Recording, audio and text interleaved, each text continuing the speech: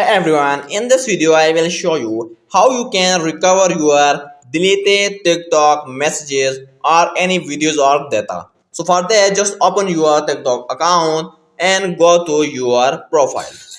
When you go to your profile, at the top right side you can see there are three horizontal lines. Just simply click on these three horizontal lines and go to settings and privacy. Now again click on account at the very top. Now here you can see the option called download your data. Simply click on download your data.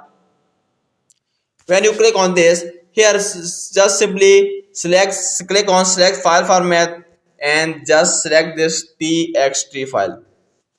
When you select this, now you see here also select data to download. Click on all data, and here you can click on all data or simply click on custom and select your messages if you only want to download or recover your messages, or if you want to recover all or download all your data, just simply click on all data. It's up to you.